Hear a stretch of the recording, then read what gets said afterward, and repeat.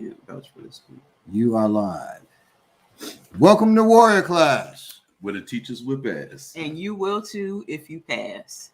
So this is the slap the taste out your assailant's mouth phase. I mean, not phase. Episode. It's always that phase. It's always So that there's phase. always that phase. So we're gonna deal with slapping the taste out your opponent's mouth. Wonderful. And how to use slaps, palms, those things for your self-defense, and even discuss, are they safer than using the fist? Are they better than using the fist? We'll talk about that. And you might be surprised at the answers that you hear. All right. Before we get started, I want to ask you to please notify your folks, let them know that we are on, that we are live on this Saturday. We want to get as many people in here as we can. Yes. Now, I'm trying to figure out how to come out of this little Comment thing section at the thing. side here. Oh, we go to comments. Okay, there we go. Boom. There we go. All right. The Ghetto Monk piece. Yeah, thank you, Ghetto Ghetto Monk. Monk, for being a new member. Peace to you. Everybody, if you just notifications off. lower your phones. We just that's us getting the notifications that Warrior Class. All right. Been a minute. Right. Now, we've been. That's one thing. We've been on a forced vacation. Yes, we were. We were going to shut it down for a minute. Yeah. Just so you know, Omicron is real. It is real. And it's a bastard. Okay. I don't know what they're talking about. People are talking it down like, you know, it's not that bad. It's not. That's because, Baba, I think it's, the Delta's the one that just have you with the runny Can't nose and Right, but you can't breathe. bro. Okay, yeah, Well, this one you feel like you were hit by a Mack truck. yeah, kind of Mac-ish. But I told my wife, I said, I think because it's a smart virus, it's learning. Why they come during this time? Because it's learning, and it's learning how to mimic the flu and do all that. And so the first case, it was in Israel, of Omicron and the flu. How do we look? Omicron and the flu has happened. They calling it the what they calling it, the corona flu or something. They say. Dang. They're also saying that the Delta and the Omicron. Well, that's what I'm telling you. It's So gonna merge I was saying that's why it's merging with the flu. It's studying because flu attacks the lungs too. Right. Yeah, well, So it's studying how to do it. And I said, Nyambi. Peace, Nyambi. peace. When Omicron mixes with Delta, it's going to have the speed of Omicron, but you can't breathe. Oh, It's going my to be goodness. masses of people dying. And my wife was like, oh, God. I said, dear, I hope I'm wrong. I haven't been wrong yet in my assessments because it's all dealing with survival. So I have to think of these things, right? right. And if you are able to, I'm just my advice, my opinion, what little bit I know, get your survival supplies, get you 30 days if you can afford it, but at least 2 weeks. Do that now. Because people are going to panic again. Before, people, when I told people, all of us who were in USPI, which is Urban Survival and Preparedness Institute, we all had our supplies. We were ahead of the game. So people we knew were panicking. What do I do? Buying all this tissue and all that foolishness. When people are doing that and it doesn't make sense, it's because they're in panic. Okay? They're panicking. And so you see they're panicking and they're doing things that don't make sense. So students called me they were my Marshall student, but not in USPI. And Baba, I got my stuff. Because I told them, you don't have your stuff. Don't even come to my house because I got stuff to replenish certain things for people, but I don't have enough to just feed a whole family and they don't have nothing. And my family, and they were, I got my stuff. I said, what you got? I just bought 50 rolls of tissue. I said, why did you do that? And his wife's in the back. I told you that about all this tissue. He's panicking like anybody else because it doesn't matter that he can kick and punch. There's a whole nother skill set that you have to learn to survive, okay? So just take my advice on this one. Get your survival get you some food, water, especially for at least 2 weeks, but 30 days would be good. Okay. And then also, we need to be making sure we're fortifying our immune systems. Yes. Drinking our teas every day. There's, Now, as trained as I am, when Omicron hit, all I wanted to do was lay down. That's how it is. Me too. That's how flu is, if you think about it. Right. You know? Right, exactly. But there's a pivotal time right at the beginning where you know something is going on with your body, and if you can do something during that period of time, a lot of times you can stop it from coming on. Peace, Big Till. Yeah, peace, Big Till. Now the way I got caught up, my wife first manifested, and she's got the chills real bad. I said, baby, why you got the chills like this, baby? But being my wife, I'm like, baby, why you got the chills? Let me pet you up. But it wasn't like I got infected then. I already had it too. You're right. Because it takes about 2 days to manifest. And she's like, I don't know why. So I'm patting her up. I'm making her tea. Then I said, man, I'm glad it ain't me. I go to sleep. 4 hours later, I wake up. I'm just shaking like a stripper. I'm shaking crazy. So at that point, I said, oh man, it got me too. And we're just quickly just getting jacked up. Like, man, I feel like I was hit by a Mack truck. My whole body hurting. So I said, well, I'm glad Jamie doesn't have it, our 13-year-old. Our son is on the way coming home from Hampton, right? To stay with us for their winter break. Jamie, the next day, oh, I'm hurting. She got it. So I'm like, oh my God. I said, they knock at the door. I said, oh snap. I said, who is it? It's me, Dad. I opened the door. I said, we sick, man. Just, gone upstairs. So he runs upstairs to his room. He said, should I stay in the room? I said, probably. Yeah. Then he said, well, should I go to Granny's house? My mother-in-law.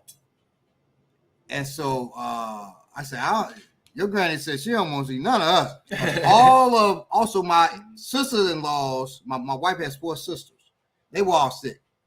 Same thing. Yeah, and tested, and it was all. This is wild. How many people at the same time? This was so, like 2-3. This was like 3 weeks ago. Yeah. They couldn't go to none of his aunties. My mother-in-law was like, I don't want to see none of y'all. She wouldn't let none of the grandchildren or children come to her house. She's like, I'm not getting sick. And so they had to just stay in his room. And then when it's time, all right, Dad, I'll see you later. He's breaking out the door, going somewhere, right? So that's how we had to live. And then this thing was long too. It was, so in England, they were like, they get over the symptoms and they're suffering from it after 2 days. I was suffering for about 5 days, and I was doing better than everybody else. I'm not gonna even lie to y'all. I was down for about 2 weeks. No, I wasn't feeling it, and it was triggered. This is what I wanted to say too. This is why having your emotions and stuff in order is important and stuff like that, because unless you might come in direct contact with somebody and it don't matter, but you can maybe be around it and pass it. Like some people have it for a couple of days, you just pass them by, versus Yalagoon could have had it for a minute. You round her, steadily. That's a little different. But I came in contact with somebody with it at a store, at the same store. I almost got into an altercation with this dude. It was wild, but I got real upset about it. Nothing actually happened, but just the thought that this dude was just disrespecting me like this, and I'm being kind to him. I got so mad I got a headache. By the end of that night, my stomach was hurting. I had the chills. By the next day, I experienced muscle fatigue that lasted for like Baba said, about a week. Like I never experienced before. Muscle fatigue to the point where I couldn't take maybe a few steps before I had to put my hands on my knees. Flu Rona. That's it. Flu Rona. Yeah, but it was crazy. But if I hit the like buttons too while y'all at it, hit the thumbs up. Master. And excuse me. No, I was just gonna say, and because I don't want y'all to think, as people, well, if you taking care of yourself and taking the right vitamins and blah blah blah, eating the right way, it's gonna go right. No, it just depends on how you come in contact with it. Because I definitely take very good care of myself. I eat very well.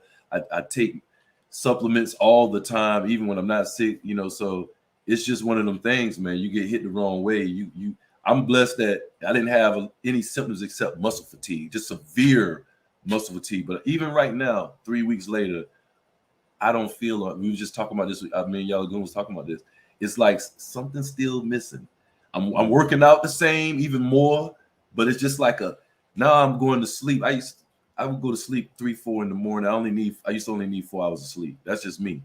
I go to sleep 3, 4 in the morning, wake up 7.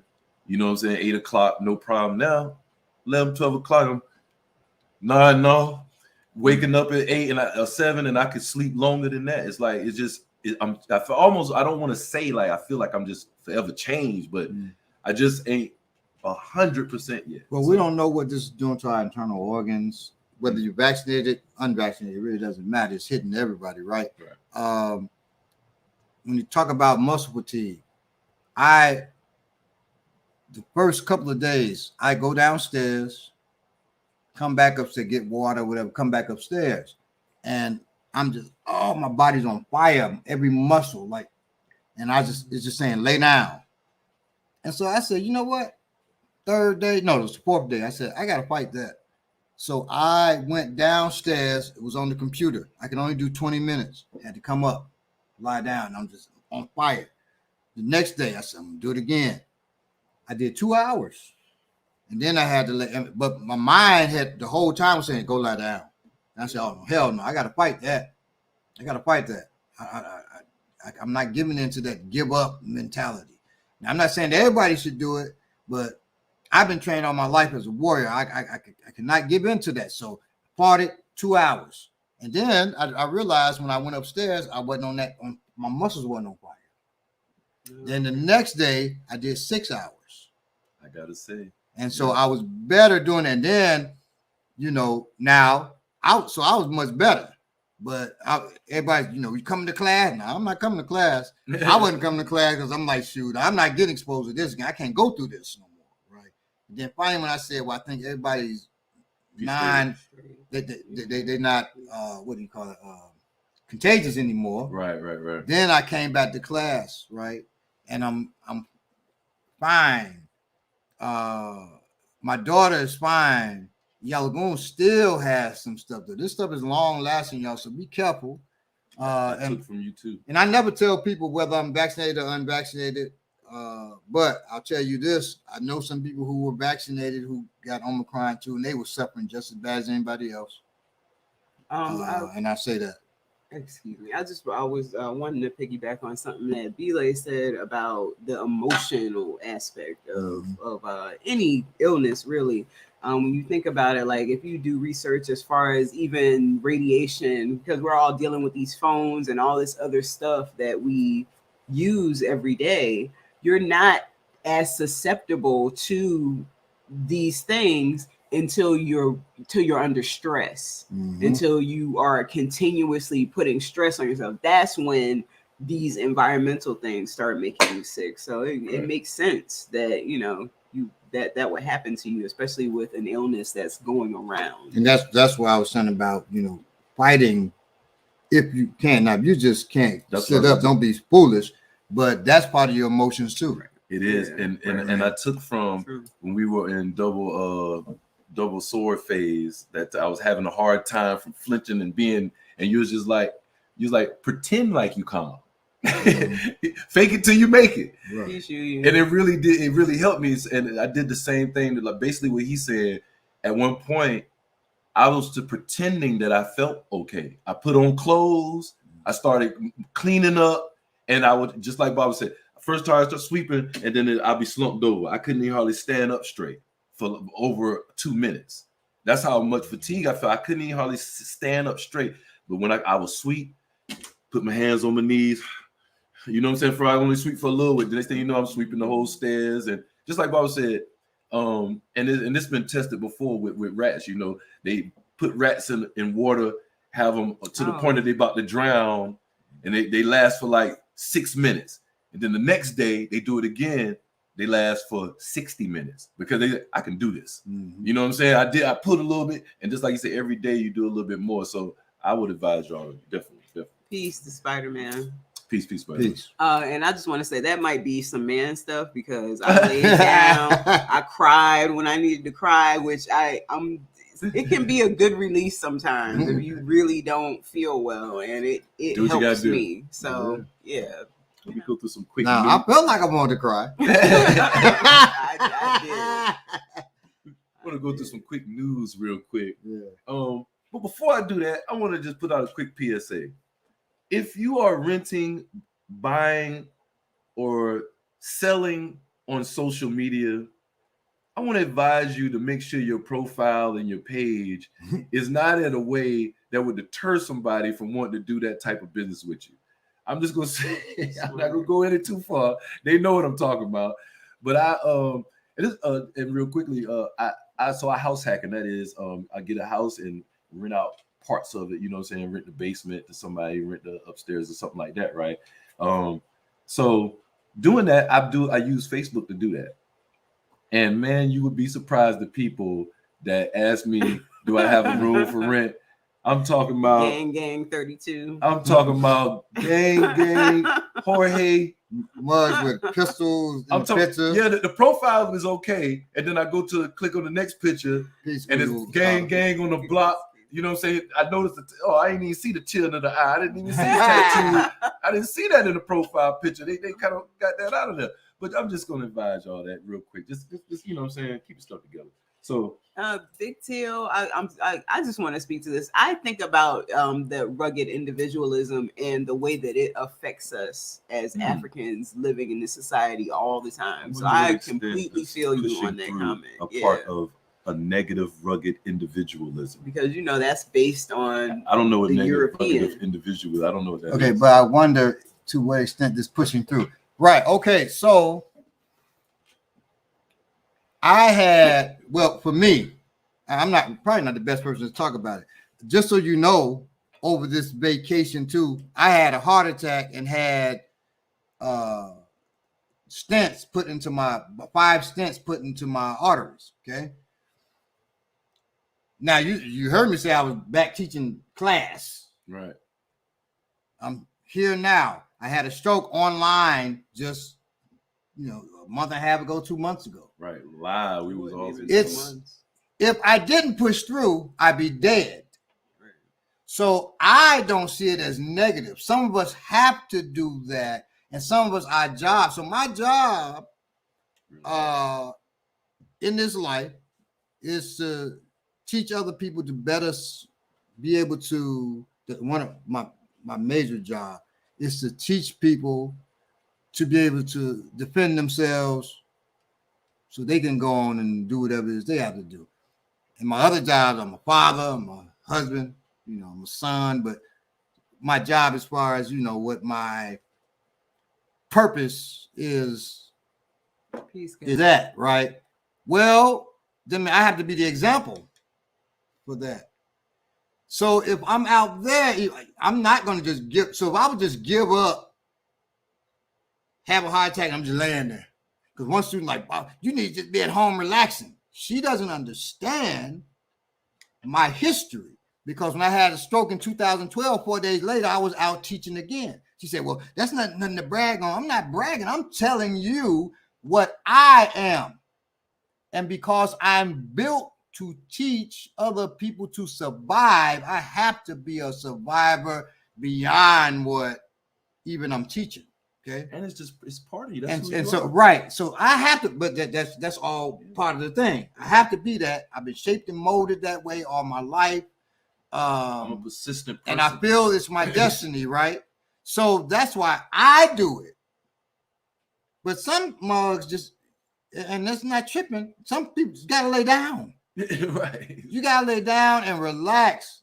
At some points I have. And it's not smart to do. And even I do, now sometimes. So this time after the heart attack, I did relax for a week. Yeah. I did relax. Not by choice. You were. Well, my wife kind of, you ain't going nowhere. So this time, I don't give a damn. She helped me with that. She helped me with it. No, but you chose. But Big Chill, if you feel, I gotta lay down. Damn, Balagoon did that, but that's cool. That's what you would have to do. Nobody's not wrong. Listen Now to at you. our house, so I say in our household, my daughter was still laying and my wife said, "Come on, get up, get up, get up. You got to move a little bit. You got to move." And she didn't want to do it at first. And my instinct is to say, "Well, let her lay down because I baby her. That's my baby, right?" But I'm gonna let y'all gonna handle it. She gets her to get up because I'm not built to make her get up, even though I know that's good for her. As far as it's good for me, she my child, probably same, right? And it works. So she gets up. First day she's just sitting up, and I said, "Well, let's watch some TV together." We watch, and then after that next day, really, and she's young, 13. Right. She's cooking. She's right back to herself. But she had to be made by my wife to get up, right? But sometimes you just gotta lay down. And we gonna end up. David Silver side just came to me. # timeout. Yeah, some of us need a timeout. And my wife, she gave me a timeout. You're not going nowhere. Get in the corner, just like that. Yep. We're gonna leave the sickness alone. Hit the like buttons, y'all. We're gonna leave the sickness alone. But I don't. Last thing I'm gonna say, and that we ain't talked about, but it is serious too. That brain fog thing they talk about. Yeah. Yes. Mm-hmm. That brain fog thing.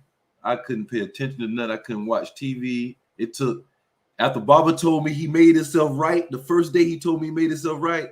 That's the day I was like, okay, I needed that because it pushed me. I'm finished the short, by the way. I finished it last night. Oh, snap. And Congratulations. Real quick, I know we live. I appreciate your patience with me. And I know and I'm not going to test your patience either. But that's between me and you and what I got to do with you. So I just wanted to say, you know what I'm saying? Yeah, it's real out there, y'all. So real quick, man, news-wise, I just want to encourage people why all this is happening. People are really tripping out here. Emotions are high. We got a guy got shot at Buckhead movie theater over a seat. You know what I'm saying? Things like that is happening and springing up everywhere. So we got to realize where we at all times. We got to understand that war is raised again. You got to understand that, man. So this is the article right here, this thing that came out on the 5th about this father and son accused of fatal funnel to murder a black man in road rage incident. Some dude just got killed the other day in North Carolina, and they're deciding if it's going to be a hate crime. It was road rage. So we're seeing a lot of this was a white father and son accused. I was going to ask Baba to explain what the fatal funnel is to murder a black man. This is the road rage incident right here I'm talking about, matter of fact. Yeah, they have decided if this was a hate crime or not. We definitely know they set up a fatal funnel to kill him, to murder him, right? Yeah. Well, a fatal funnel is when you're in an area where you don't have a way to get out of. So you got to go past this area, and that's where they're going to kill you. You got to walk by here. So like in your house, you have a fatal funnel. The fatal funnel in everybody's house is the stairs. Mm-hmm. To go up the stairs is extremely dangerous. So if somebody is at the top of your stairs or the bottom of your stairs, and you know it, and you got to get up there, well, that's a very dangerous. They can fire down at you, or as you're coming down, they're firing up, and you're caught in this short, little narrow corridor. So you can set that up with cars. You can set it up different ways, so that person has no other way. Now on the road, usually that's called a choke point. Right. Okay. So you're going past. You go right here as a choke point. I can't go backwards. I can only go forwards, and this is where they ambushed me at right here. Yeah, a lot of projects got built like that. A hallway too, right? Could be. I mean, you can set up a fatal funnel anywhere. If somebody's walking down the street and 10 of us, 5 of us are right here on this side of the street, right here, and then 5 are moving behind a person walking, talking, and they looking like, oh, where do I go? Where they gonna go? They're not gonna go over here. They're not gonna go backwards. And then those people are getting aggressive with them. Where they going? They're going over there. Mm-hmm. And that's where we want them. That's the fatal funnel. And so that's where people are set to pop them right there when we get them to run across the street. That's setting up a fatal funnel. So there's many ways to set a fatal funnel. I want y'all to understand what it was. So because sometimes just knowing sometimes can change things. You feel danger, you walking, you see what's going on. You're like, well, okay, well, I probably don't need to walk past this alleyway right now. You know what I'm saying? While these people behind me are looking suspicious. That's another way. But you know, Atlanta, we don't have alleyways, but like in Chicago, there are alleys. So you're walking. The alleyway is, you know, it's alleyway right there, and then we're moving aggressively towards them, and then they look back, and once again, people moving aggressively, they don't have a choice. They're either going to run over here and up the street, which would be the better thing, or they're going to take that alleyway, which most people will. And that's where death is waiting. So there are ways to move where you can avoid choke points when you're driving. I didn't mean to get on this, but when you're driving, really you should be, and most people don't do this. I stay on my wife to do this on the highway. Used to be 4 cars between you and that front car. So if you're too close to that front car, like they love to tailgate here. Yes, sir. If you're too close and a car pulls here, and you're right here, you're not going in reverse on the expressway, and there may be a car behind you anyway. You're in a fatal. You're. That's a choke point. Right here is where death waits for you. You can't move here. You can't move here. Okay. So they can get you. They can get you right here. So if there's a truck made of steel, an old truck in front of you, and then it just stops. Boom! They got you. Right. Then they snatch you out the car, do whatever, or some person jumps out this car on this side. They pop you, get back in the car, they leave. You were set up. You put in a choke point. When you park your car, don't park real close in front of the other person that's in front of you. Right. Give yourself room, the most room you can give yourself, so you can get up out of there if you have to. Okay. Always give yourself an exit in the car, if you're walking, if you're on a bike, because people can set you up where you can't move and then they'll take you. One of the reasons I love African martial arts, and specifically the things the Bible instill in us, is the situational awareness, because that's what he's talking about. But at the same time, if you don't know, which is one of his favorite sayings, if you don't know something, it don't exist. So you'll walk right into one of these situations if you don't know it exists. And that's the importance of warrior class. So hit the like button, share, and tell everybody about it. So the next thing. Thank you, Eve, for the history.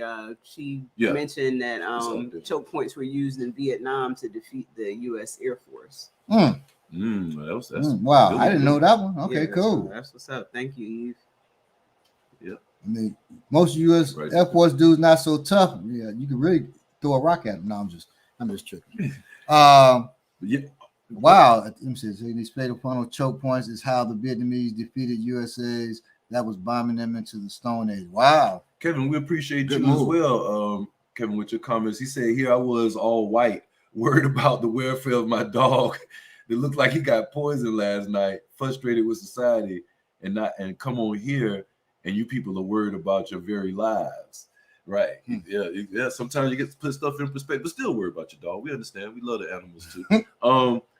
Also in the news, and we're gonna get to some technique, because that's what we have news too. That's what we're here for.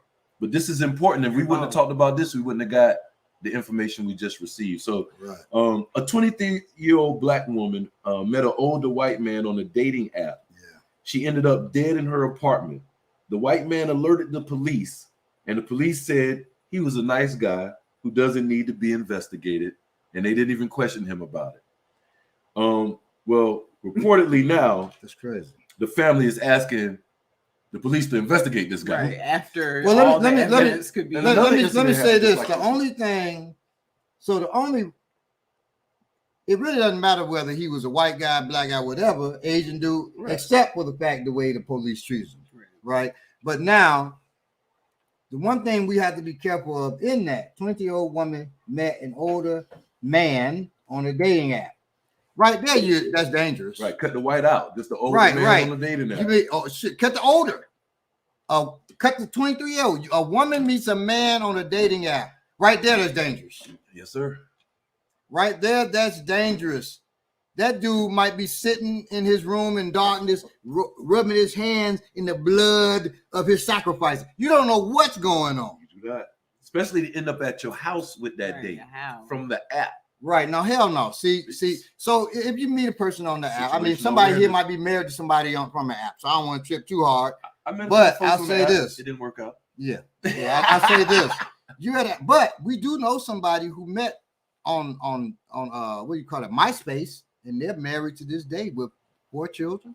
That was before social media got so. That was before social media. Was really social media. So they're married to this day with 4 children. I did their wedding. Hey, it can work. So it can work. You can get shot in the head and live too. This might not suggest. Yeah, but right, exactly, that's true, exactly. So so that's not the safest place to meet. But you meet, be smart about it. So okay, the first time you go out, meet in a very crowded, well, not too many crowded, really crowded places now with COVID, but meet in a neutral place. Big Till said take somebody with you. And that too, yes. Let people know where you're at. Definitely do that. And yeah, don't take the mud to your house. The days of going to somebody's house and you thinking about you're gonna have an intimate moment and all that. That job is over. That ended in the 80s. That in the 80s. But now, you're trying to. I mean that some people just they still not safe, but that could lead to your death. There's serial killers out here, people with all kinds of diseases. Like Kim Brown says, COVID jumping on folk. You got to be careful. People robbing, I mean, especially during the holidays. And we got to use this kind of judgment also for our children. You know what I'm saying? Not just for us, for our children. My daughter's 16, and I'm not letting her go to a place with a bunch of people that I've never met. I don't care if they're kids. If I don't know none of the kids, if it's her and 3 of her main friends that I didn't know and I didn't met, okay, y'all can go to this thing or whatever. That's safer than the app. So my son was on the computer. He was about he's 19 now, but he was about 10.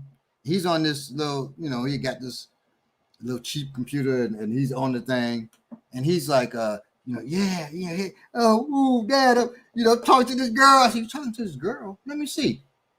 And she's asking him, what do you have on? What are you wearing? Girls don't talk like that. He's 10, but I'm like, how old is this girl? She said she's 13. I said, well, one, she's a little too old for you. But I said, but asking you what clothes you, I said, dude, that's not like a man. Right. So I said, keep talking. And he's like, well, I'm wearing, I said, tell him you wearing, boxers. I'm wearing boxers. I said, oh, I like to see what's under those boxers. I said, that's a dude. Yes, sir. It's too aggressive. That's a dude. And so I got on and said, excuse me, this is Ade's father. And I would like to know where you stay. The person said, excuse me, sir, I didn't mean any disrespect, so and so. And he gets totally into his man self talking. I said, I don't want my son talking to men like that, right? He said, I'm sorry, sir. If it was a girl, she'd be like, man, I'm not a man. Right, what are you talking about? Right. He said, I'm sorry, sir. I said, that's a dude. He was like, oh, he was terrified. I said, you would have met with him and that'd have been it. I'm so unhip to this stuff, Baba. I didn't know they had these interactive games that you can play on the computer or on your phone with people online and not just play the game, but through the game, you can send pictures. Through the game, you can, you know what I'm saying? Yeah. You can interact with each other, you can put up a private chat room. Yeah, and y'all I didn't know this stuff, man, because I don't be on computers doing that kind of stuff. I hate to tell you, I didn't figure this out to watching a show that I'm not gonna plug. That's how I found out. You seen it on the show too, because you just told me about the show. It inspired you want to get writing again. In the show, the little black boy got pranked by on one of them games interacting with somebody he thought was a girl, and it was a group of boys, and they end up catfishing them. Yes. Just then did I think, and I went back in my head and said, oh my God, this games like this been around probably for a minute. Right. So funny that you would mention that when Ade was 10. Right. He damn near 25 now. You know what I'm saying? So, man, I'm slow. I'm about to go. Anyway, all right, your news. I mean, y'all mean Yeah, we're gonna after this we're getting into technique. So if my co-host and also the audience would indulge me a little bit, some of what I'm about to say might sound conspiratorial. I also don't have any concrete proof to substantiate some of these things. So I'm about to talk about what I think based on, or excuse me, my analysis. Okay, that sounds good. I like that story that it's a little old, but since we weren't here, we weren't able to do the show. Of course, we already talked about that. I still feel like it's important. And the story that I'm talking about is Deion Sanders and him being able to attract the young man who was the number one pick in the country as far as football goes, away from Florida State, to get him to go to an HBCU, a historically black college, which is Jackson State. That's where Deion Sanders coaches. The significance of this story as far as warriorhood goes is something I'm going to have to kind of get to. But first, I want to ask both of you if you remember the story about Mizzou, the Mizzou football team. It was a few years ago, maybe 5-7 years ago. And something that happened with the president of I know it's Mizzou, but I can't remember what the name of the actual college is. That's the nickname of the college. But do either of you remember? I don't remember the actual story, but I know it was a big thing happened at that school with the athletic department. Right. What happened was something, I can't remember the specific event, but something racist happened. We'll just say that. And the black students at the school demanded that the president of the school resign, and he wouldn't resign. So I believe it was the football players who said that they wouldn't play. And what ended up happening is within a couple of days, once the football players wouldn't play, the president ended up resigning. Now, this was something unprecedented in the news at that time. Like I said, it was 5 to 7 years ago. There's a lot of social justice, what some people might call progress, happening more now. But at that time, that kind of stuff wasn't happening. It got swept under the rug. And the funny thing is, I'll ask both of you again, do you remember what happened right after that thing in the news? I don't remember the thing. The Paris attack was either the very next day or 2 days later. And you never saw that story again. It was completely wiped out of the news cycle by the Paris attacks. The thing about that story is how powerful those players should have felt, should have understood how powerful they were, because imagine, and it still hasn't happened in the NFL, not really. You know, we've seen Kaepernick and all of that kind of stuff and people taking a knee, but refusal to play, we haven't seen. And the men who, you know, basically make up these teams, we haven't seen, you know, them really come together and decide, look, we're not doing this until you make some real changes. So the fact that those students were able to get that president to resign, those black students were able to make that white man leave his job, that was huge. And then all of a sudden it was gone from the news cycle. They couldn't let that circulate too much. So the reason why I'm bringing that up is because of this Deion Sanders story. First of all, if you read any of the articles and then you go into the comment sections, that's when you get to see how people really feel. You know, and they're talking about, you know, how he's making a horrible decision because they're looking at it through a certain lens. They want to strengthen the system that's there, and they don't want any of the power that is coming from all these black boys who play. They don't want any of that to be swayed over to the schools that are, you know, black schools, we'll call them. I personally have worked a lot. I worked at a hotel, and it was very close to the stadium here. So all of the college football teams would come and stay at the hotel, and a lot of the professional teams too. So I have seen with my own eyes the amount of people and staff that they have that are being paid simply because they have this talent. They have all of these Black young men. Oh yeah, and a lot they of people eating off of that. Right. I mean, people are making entire careers. They can't never touch the football, or at least if they touched it, they probably, immediately fumbled it. They have no sports talent whatsoever, but they are making entire careers off the fact that these young men, that they're able to get into these young men's heads. And the easiest way to do that, of course, is for them to segregate them, take them to these schools, tell them, who to stay away from, because they're special. They're special, so they don't need to be around these other people. They need to, stay within the other talented, special Black people. So my point is that, and this is the warrior aspect, I think that Deion Sanders needs to make sure that he has security. I think he needs to be making sure that his family is taken care of as far as this goes, because I think if he starts a trend with this, he's already a trend. This is a huge thing for them to attract the number one. He was the number one prospect on the day that this happened. The very next day, the first story I read said he was actually the number 2 prospect. Of course. Well, that's the way they, we reversed cancer in my Mario mother. Me and Mario's sister worked with her for 2 years, to where she was about to go through stage 2 chemo. We took her out the hospital, worked with her for 2 years. Her thyroid cancer was basically, I could say, reversed. You can't say cured. Somebody come in here and sue me tomorrow. But reversed, took her to the hospital. Take our show up there. Exactly. Took her to the doctor, the same doctor that was going to give her advanced chemo. The doctor said, after about 30 minutes, I'm not sure she ever had cancer. You ain't sure you was about to give her chemo? That's what they do.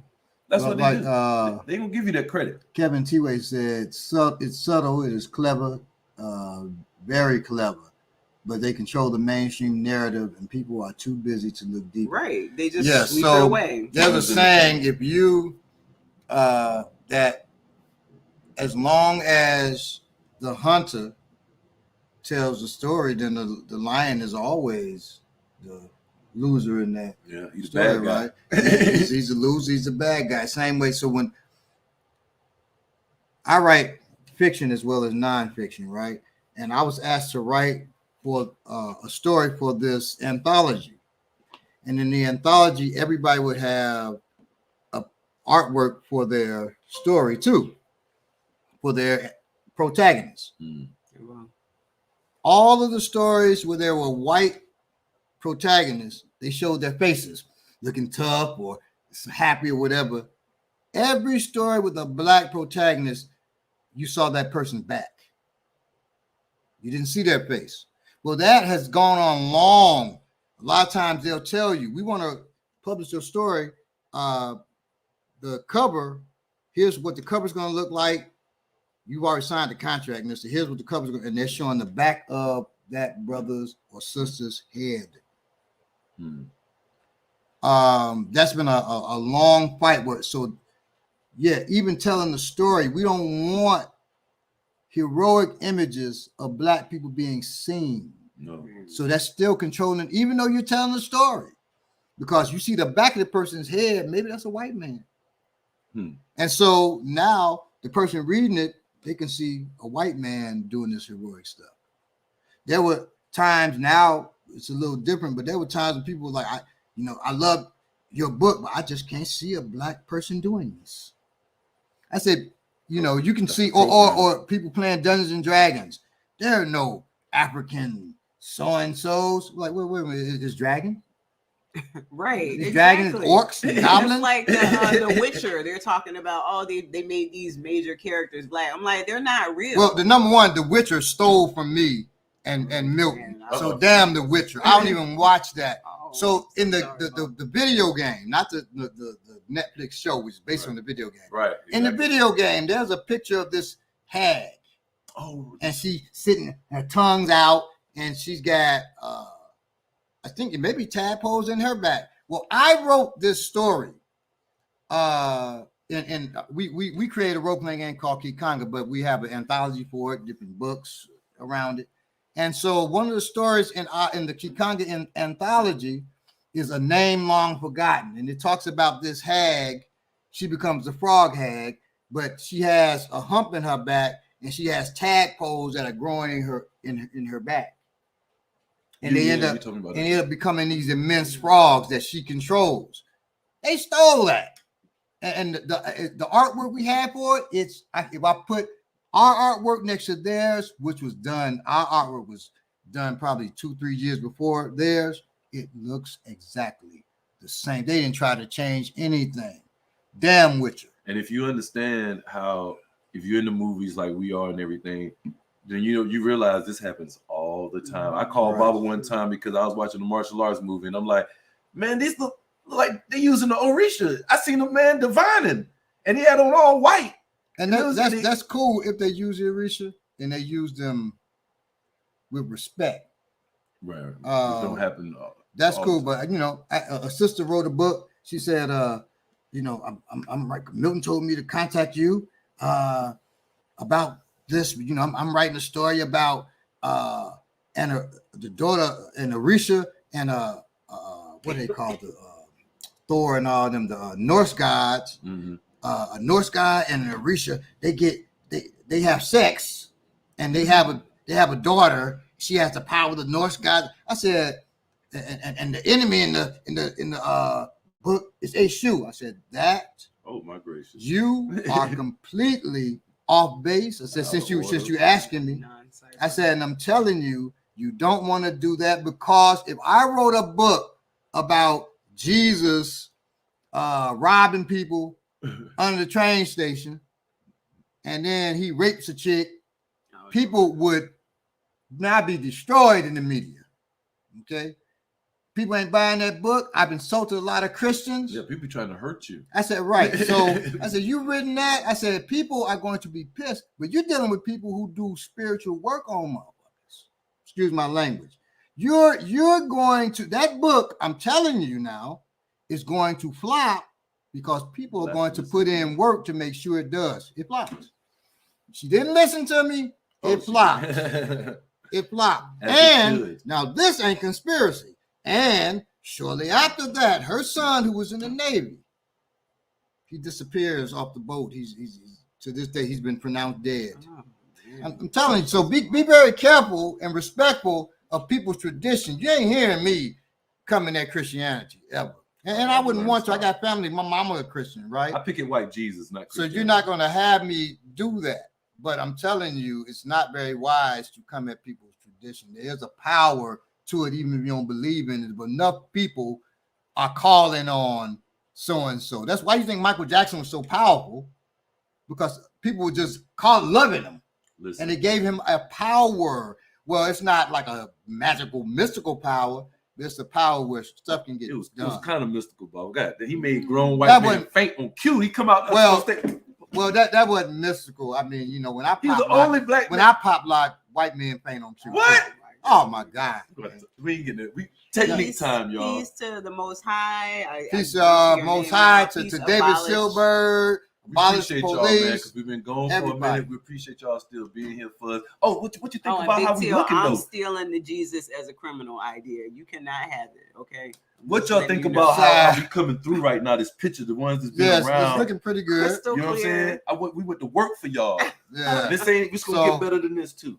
Well, what happened? I pop locked for Xfinity, and they fixed. I'm telling you. All right. So we're about to deal with my pop. Yeah, my pop lock probably did fix it. That's kind of mystical, though. We're about to deal with slaps, palms, how that's used for your self-defense. Some people say, well, I broke my hand, my fist, and it still works. That's not a good thing to defend using the fist. I'm not trying to break my fist. So the key to not breaking your fist, you best condition your fist, okay? But we're going to deal with palms, and then we'll get to is a fist or a palm better? Do we want to use any? We want to use Bob at all, or is it gonna be us? I think it's going to be us. All right, so Here we go. you see Belay setting things up there. Put this together real quick. We're gonna get a young folks in here to do some of this work for us one day. Man, We just gotta get a little you bit get an bigger. intern, boy. I'm Woo! trying to tell you, they're gonna go to work. If y'all know if you got some children that's into this kind of stuff that we can borrow, you know what I'm saying, for a little while, Right. send them on over. We appreciate it. We would appreciate it. Videography experience. Yes, editing experience, All right. usual. So, dealing with the palm. First, do a proper palm, okay? A palm strike, now I use them a lot. If you talk instinctive, most people instinctively are going to use a fist. You'll get a little bit more of that. But you can train yourself to use a palm. Okay? Now, let me take my light up because I have to use that in a minute to explain things about this. But with a palm strike, when we're talking palm, to do it properly, we're not talking about the Kung Fu palm. And I'm not insulting Kung Fu people, but I'm going to be a scientist right now. So rock with me and think. To do a palm like this, your wrist is twisted. It's not natural because that's not natural to have it in the center. If your hand is lined with your shoulder to do this, it's natural. So if you're doing push-ups, this is in line with your shoulder, your palm, that's natural. And you can try it yourself. We just did off the camera. Yes, but put your palm in the middle, right in line with your face or your chest, and then do a push-up and see what happens. Your wrist is going to get twisted. Well, the same thing. People have snapped their wrist trying to palm this way. It's weak. You can feel the weakness right there versus. But if you palm, even if you go here, which is still bent, so if I wanted to hit to the nose, I wouldn't hit straight on from the middle. I would hit from the side. Now, try it yourself. So if I go to the middle, there's a strain in my wrist. I have a flexible wrist. There's still a strain there. But if I hit from here to the side, you should be off the line anyway. But even if I hit to the side here, there's no strain there. Share this on Facebook, Instagram, everything. Let them know we're doing technique right now for the next couple minutes. Now, so once again, you see it this way. Here is different from here, which stretches my wrist here. Here, Feels different. it feels totally different. Okay. The way you want to use a palm, people say the palm heel. And here, if you hit with the palm heel, you should be here, not here. That's twisting the wrist. But so your fingers should never be straight up to the sky like that. Okay. The proper way to do a palm, though, is not to do the palm heel. People will tell you that. And people will talk about, well, Boss Root used to knock people out with the palm. No. Number one, you're not Boss Root. One of the greatest fighters in the history of sport fighting, right? But Boss Rutan did not use the palm heel. Boss Rutan used this bone right here. And Boss Rutan would go like this because he fought in Pancrase. Pancrase didn't use fists, so they used open hand. But he was slick. So it's looking like he's doing a palm, but he's really hitting with this bone, and he would hit to the back of their neck. I mean, to the back of their ear, and that would knock them out. You can take that bone right now and tap the back of your ear and see how it feels. It rattles. Make you close your eyes. Okay? So that, he would knock people out with that bone. It was not the palm heel. Never used the palm. And he would tell you that. And you can look that up. You know, Boss Rutan, palm heel. And he'll tell you, he hit with this, that bone. And another thing he would do was hit with this. It looks like the palm is coming, but then he's actually hitting boom with this. So you can say cheating, but it was legal. And he was knocking people cold out and winning all his fights. Okay? So that's the Boss Rutan palm, which ain't a palm. Okay? I'm talking about to hit with a proper palm. It's not to have your fingers closed and you're doing like this because you're not hitting the palm heel. You are hitting with the palm. You look, your hand should be open like you're opening up a big old pickle jar. Okay? Now, energy seeks the path of least resistance.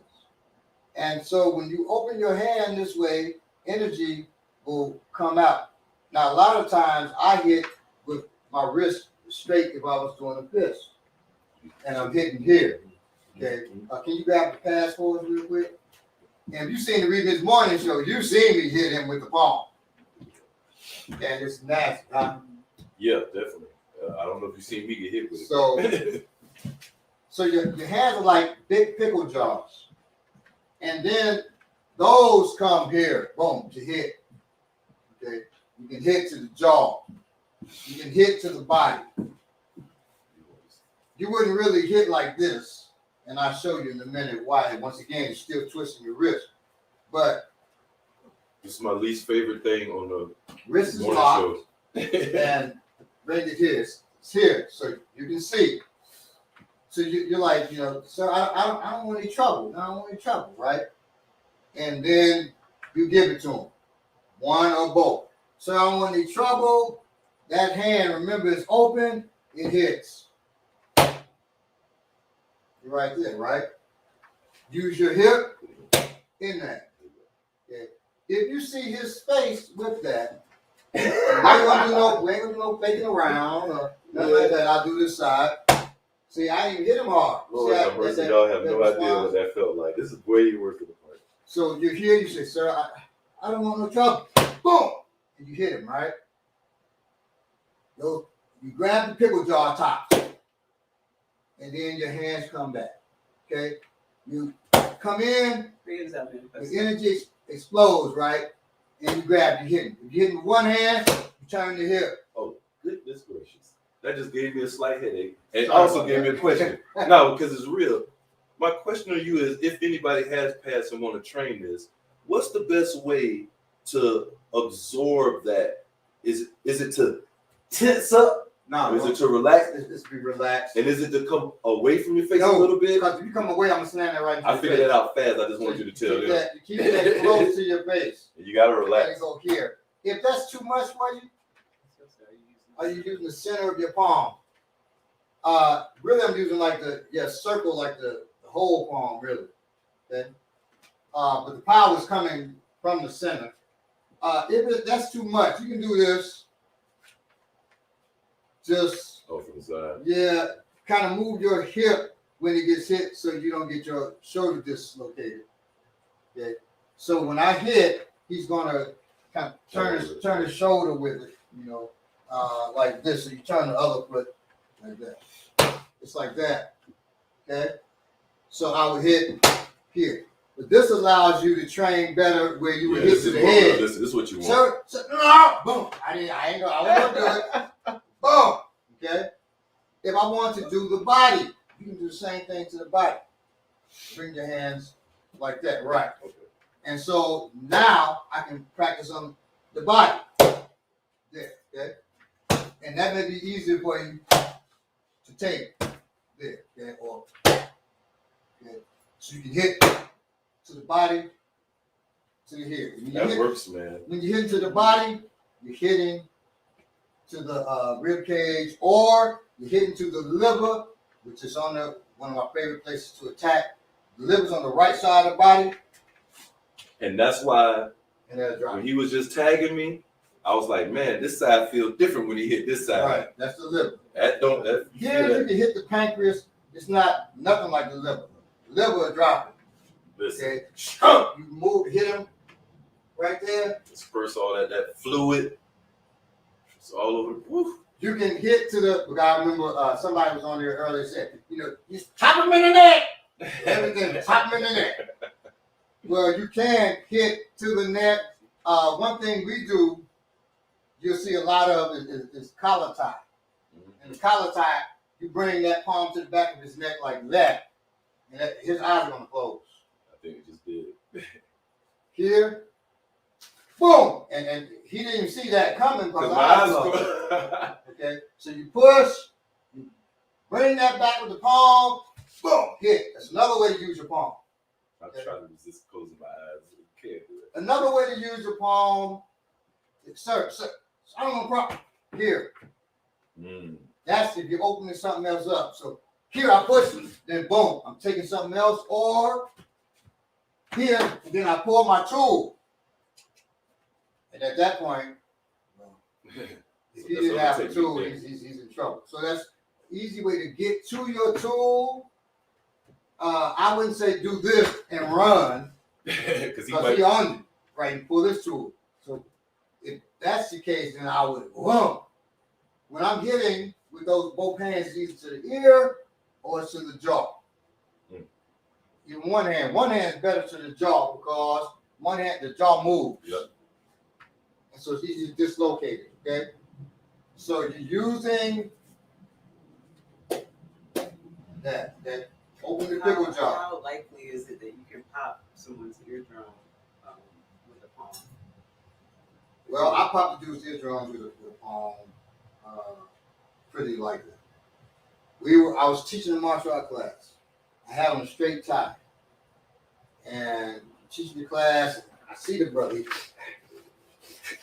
Like he wants to grab my tie. But, I'm cool with this brother. I didn't know he had mental issues. I learned then.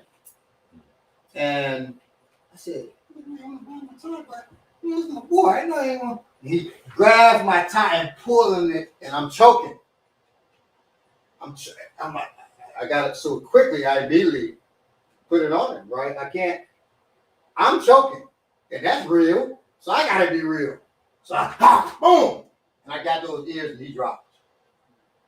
So, because I popped both his eardrums, right? And he let go of my time, and he got taken to the hospital. I was playing with my daughter. She was 10 years old, covering. She was in class at 9. So at 10 years old, I'm trying to get her to swing at me and swing realistically. So I'm like, go ahead, swing. And she wouldn't do it. So the last time, I didn't put my hands up because I didn't think she was going to do it. She whopped me right there. Wow. She didn't pop my eardrum, but at 10 years old, I stopped. Ringing, all that. If y'all had been in a fight, and I'd have been caught off. I got my eardrum popped in class from a stick. Well, I was showing off. It was my fault. So we're working with the sticks. And I said, well, I'm going to, when you're younger, you're feeling yourself. This was about last year. 13, 14 years ago. About 14 years ago. And so Akin Bobala, who's a master instructor now, somewhat beginning there, I said, not beginning, but I said, I think he was an assistant instructor. I said, Akin Bobala, Aku. Both of you all, I'm going to spar with both of you. And I'm showing off. And Kalani was there, and I'm showing off. And we're in the park, so people watching. Sure, everybody, dope I am. I know Akin Bobala is the most dangerous one. He's big.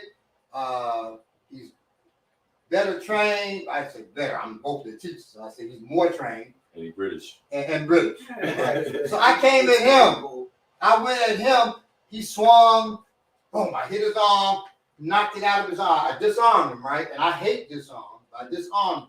And Aku was scared. So when I came at Aku, he jumps away from me, swings the stick, and he hit me in the stick. So a palm really good. The stick, it popped my eardrum. As soon as my eardrum pops, tap. When you tap, you're hurting. I said, tap. That was it. That was the dumbest thing I've ever done in my training history. And I know you men have been in school, back in elementary school, messing with a girl, did something to try to run, and she caught you with that palm in the back, in the middle of that back right there. You were trying to run, put you right on down, boy. While you keep your palms open for the strike, should you relax your fingers, keep them slightly curved. Great question. Yeah, so there's a slight curve, it's like you're opening up pickle jar. If you had to, and if it's relaxed, there's still going to be a slight curve. But it's more than just a relaxed hand. It's just like that, like a big giant claw. Not tiger paw though. It's not different. Yeah, it's not. It's not the tiger claw with fingers like that. It's just like that wide, like you hold a basketball. Right. That's a good example because your fingers are active. They're not tensed on it, but they're active. Now let me say something about this. Grab this weight real quick. By the way, thank you, Big T. I am seeing what's happening in the comments, so I appreciate you jumping in there and letting people know what the facts are. Now, people may say, well, what about, is it better than a fist? I would say no, but there are times for a fist, times for a palm, and what's safer? If he was throwing this weight at me, would it be safer for me to slap that down with a palm? And y'all can answer this too. Would it be safer he throws at me to slap that down with a palm or to punch that down with a fist? I'm interested to see what somebody got to say. Which one do you think would be safer? If he was throwing that, or he was throwing a mixer, or a coffee maker at me, would it be safer to go pop, knock it down, or go ha, hit it down? I think most people would naturally try to slap it. Right. People are going to slap that down. Most people, better than the pimp hand. Yes, this is better than the pimp hand. Now, let me clarify pimp hand, because some people think pimp hand is like that. Pimp hand is the back of your hand. Yeah, that's when you go like that, so and it puts that thread in it. But, so you go, oh, I've actually slapped the mug like that, right? But it's not part of African martial arts. No. This is well, part of Chicago. Yeah, Chicago. That's you can say it's part of Chicago. It's African martial arts because yes, it is. When and y'all were just working on this. If he punches here, this is also the slap, right? I mean, the palm. He punches here, and then he punches the other hand. That's that. That's that. But it really slides. You don't slap like this. You don't really do it like that.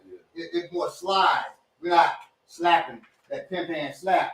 That is, instead of called a pimp hand slap. Pimp ain't got no go where they just slap. They ain't got no go. Trust me. I was doing executive protection work for Snoop Dogg, and he hates pimps. Even though that so lets you know that whole thing of that pimp persona, he hates pimps. Hates them. So the pimps had come to his event. It's a famous pimp I won't name. He bought 200 pimps. And the pimp ain't been there. We bought like 200 pimps. He's like, oh man, and while doing the photo ops and stuff, Snoop's acting cool with him, and he tells me, get him away from me, right? And let me move this over so y'all can hear the microphone. So he says, get them away from me. I said, okay. We started throwing pimps off the stage, down the stairs, clocking pimps. And I was loving it because I was like, man, I get to hit it. And they're like, oh, he hit a pimp. That whole thing is not an act. That's like, yeah, I'm hitting them, boom. Going, you hit a pimp. And the more they were acting like that, the more we were just putting it on them. We put it on them. And I was like, man, I'm with my boy. Like, man, we fought pimps. That was crazy. It's crazy as hell. But, that's the craziest job that happens when you're in Hollywood and working with these crazy folks. Somebody said, glad you taught those pimps a lesson. Big deal. Glad you taught those pimps a lesson. Yes. So, now versus slapping the now a slap. Well, slap is different from a palm. If you slap, you slap with the fingertips. Sometimes you slap about right here. Yeah. And you slap that's a bit more solid, but you can still get your fingers dislocated with a slap. Same with if he's punching, punch with this hand so they can see. And I do that with a slap, I can hurt myself. Yeah. But if I do it with a palm, see, now with this, I'm not opening my palm like that because it's not that kind of a strike like that. But I still use the palm to move him off. So I move him off, okay, with palm. And if you notice his palm ain't straight, it's still C hand. Called C hand. Right, we call that a C hand. That's another way of using the palm, particularly defensively, okay? So he punches, I'm here. He punches him up with the other hand. Now, he's going to punch right on my nose. If I don't get it, I'm in trouble. He punches. He's doing it very light too, so easily. Because now, he punches. I'm just going to keep it right here. Punch.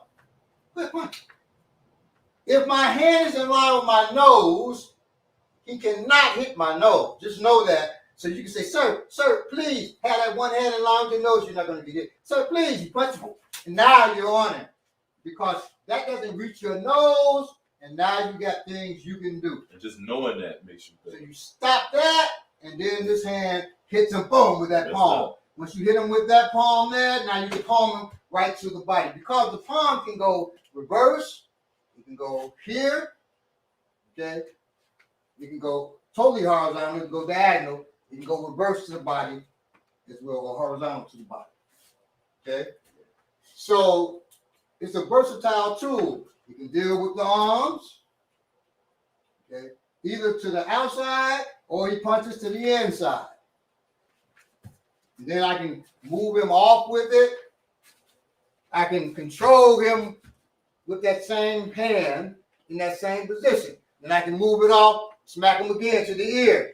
So it's a very versatile tool. Take somebody out, whatever close. You gotta work with it because instinctively somebody messes with you, your instinct may be to punch. You think that's power. But the hand has small bones. It's not, unless it's highly conditioned, punching is not the best thing. Hands in the feet And is where all then your bones at. you have to train that more than you have to train the palm because you have to practice the palm more because it's not your instinct. But a fist, it has to be locked in place. Now, we talk about certain parts of combat, fist versus palm.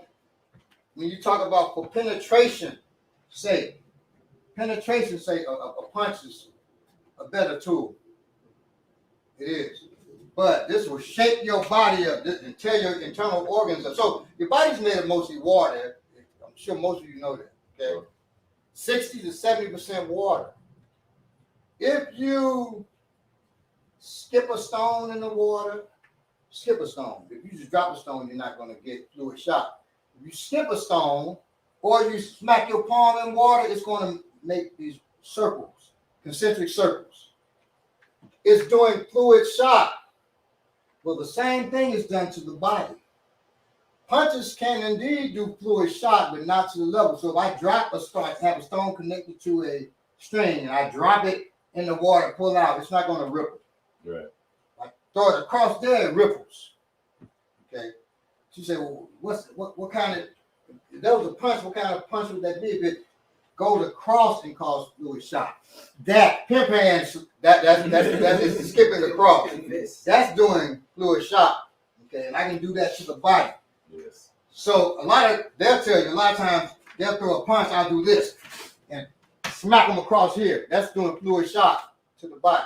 I smack them, I turn them, come around. I'm either hitting with the elbow, sweeping them off his feet, or whatever, because I'm doing fluid shock to the body. Their thought goes here, and I take them somewhere else. Okay.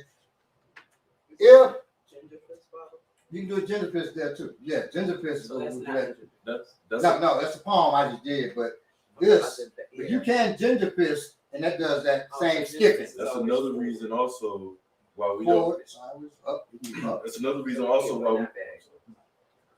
That's another reason why we stick our punches instead of pulling back. Right, to do fluid shock. You can feel that when you hit your palm, keeping it diverse. Right.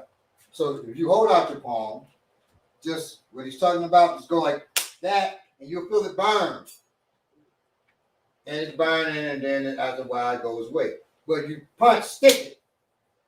That burn is going probably even up to part of your fingers because now it's displacing the fluids. And you take your fist away, you're still feeling it because it's displacing the fluids throughout your hand. Now, that's fluid shock. Don't get that confused with the Bruce Lee punch.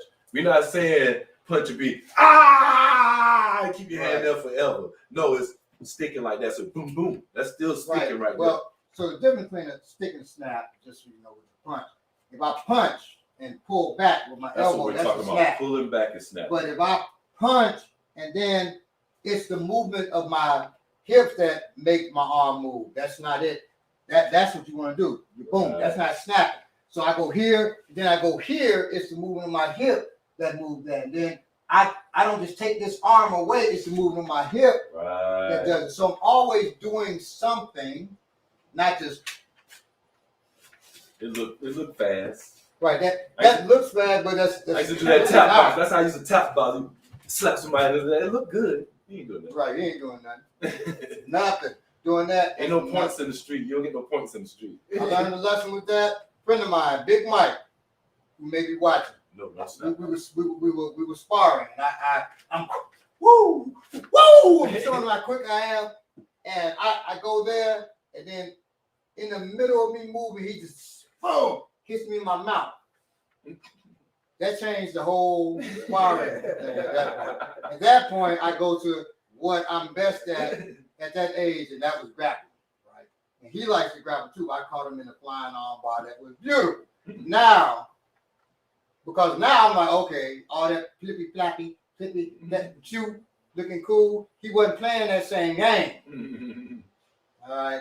And we were like, we ain't gonna hit hard. He was like, okay. And he's like, I didn't hit you hard, but I hit you. Right. When you slap while you tippy. You ain't even slapping, you tapping. I'm tapping. He just boom. I'm like, okay, he got me. Bust my lip. All right, let's do it. Now I got more serious. Serious lesson in that, man. You don't go in playing with nobody. Okay? Now, so is the fist or palm better? Like I said, depending on the situation. I use both. It depends on what I want to do, right? So usually I don't head hunt. So I'm usually not hitting the face anyway, but if I do, I'm usually hitting to the ear or whatever with the palm. I use the palm more than I use the fist. And other than the hammer fist, I use the hammer fist a lot. Okay. But when I do punch, I'm trying to think of when I do punch, other than teaching it. To the solar plexus, soft parts of the body. The more you understand, like the level we on, is understanding of what does the most damage versus what could do the most damage to yourself. That's why he ain't gonna. He's talking about he ain't head hunting. It don't make sense now to punch at a hard target. Because if you do punch if he drops his head, his chin, I hit that, I'm probably gonna break my hand.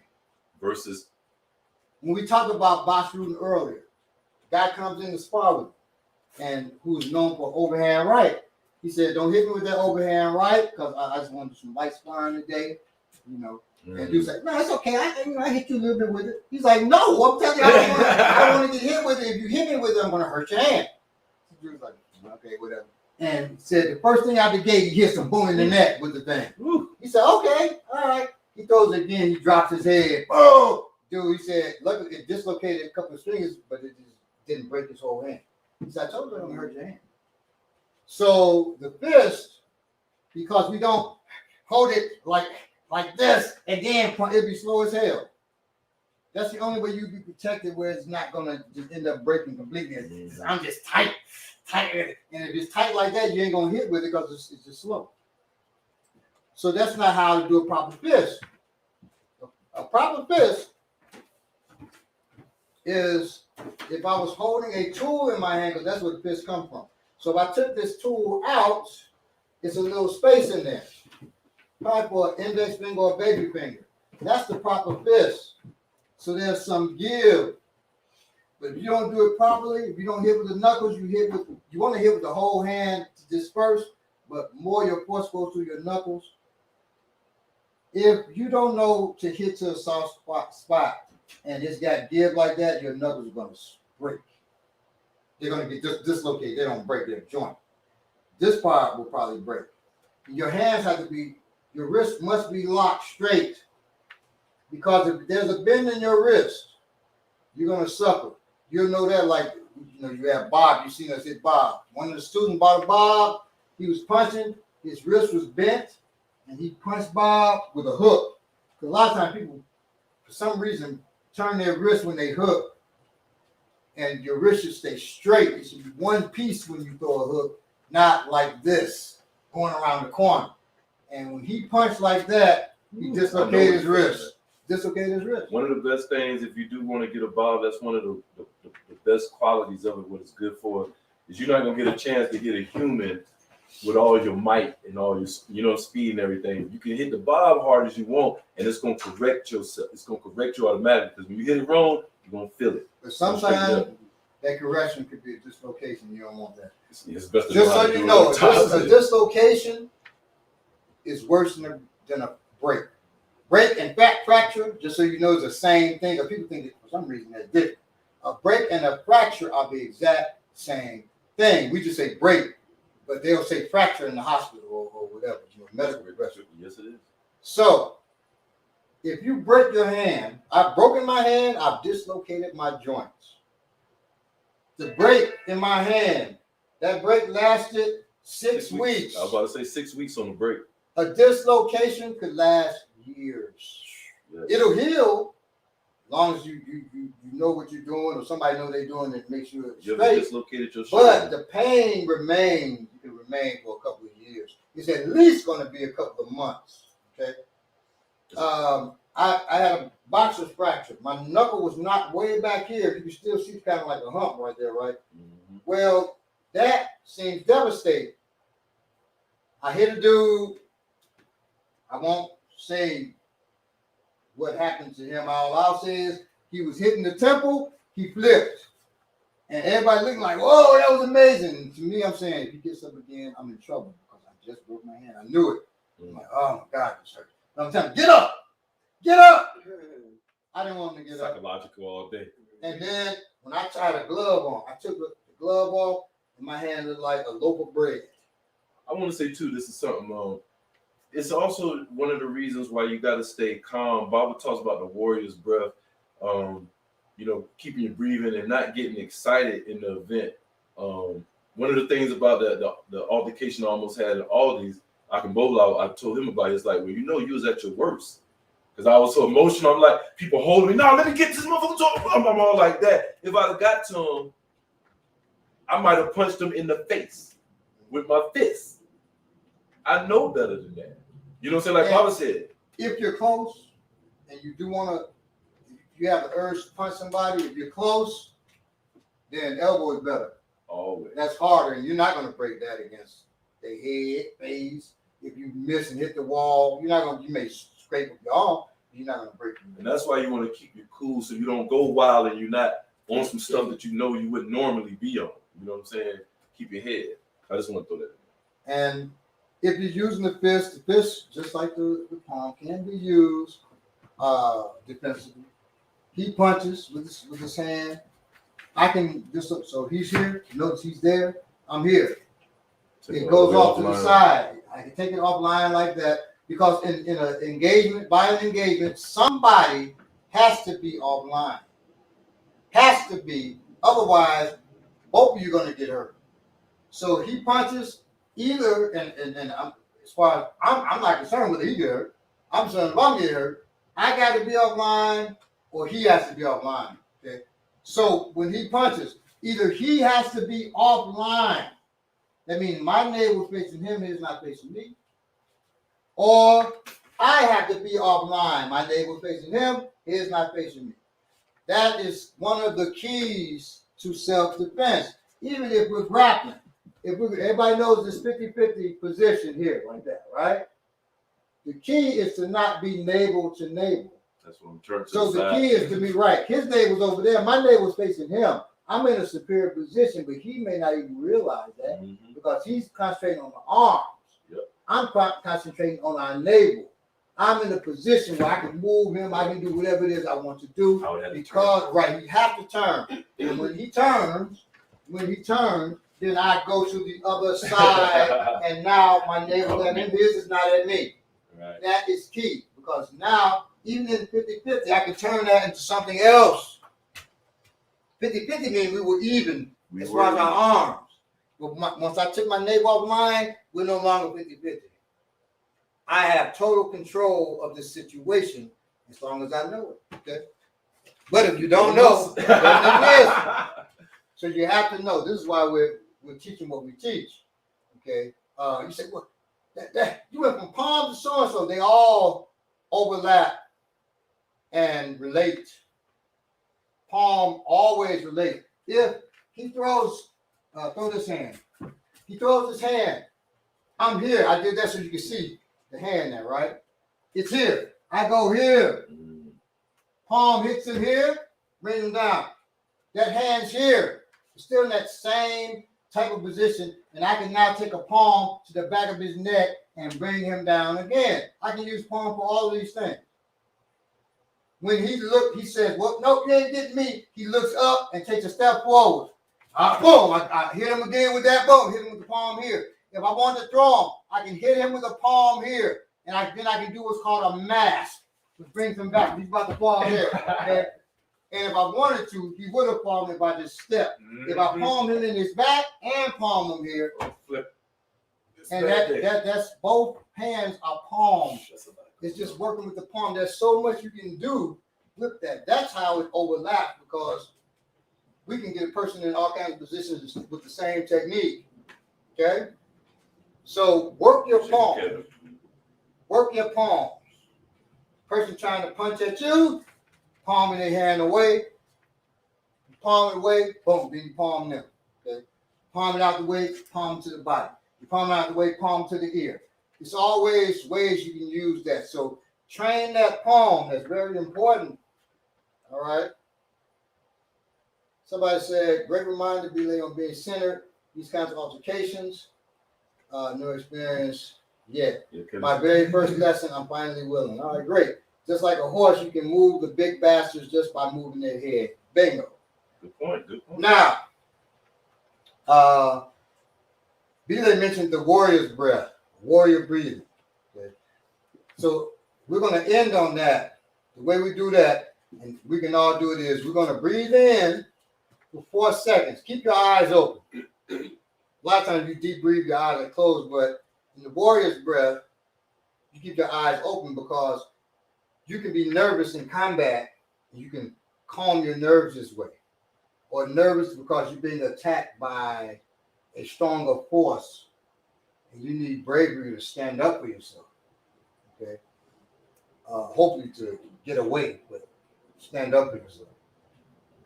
So you breathe in, and you breathe in for 4 seconds, hold for 4 seconds, and then breathe out for 4 seconds. And we're going to do that 4 times. Real quick, minutes you need. When you're breathing, you're usually coming from your stomach, not the chest, not shallow. So from the side. So you're breathing in, the stomach expands. Right. You breathe out, the stomach contracts. It's almost like you would do a snake in reverse and then back down like this. So don't breathe in and raise your chest. Right, that shouldn't happen. And out. People who do that, their lives are short. You're doing it not well. Yep. All right, so from here, we're going to breathe in. And if you want, you can put your hand on your stomach and make sure it's expanding, it's moving, okay, when you breathe in. So breathe in for 4 seconds. Hold for 4 seconds. Breathe out for 4 seconds. In. Hold. Out. In.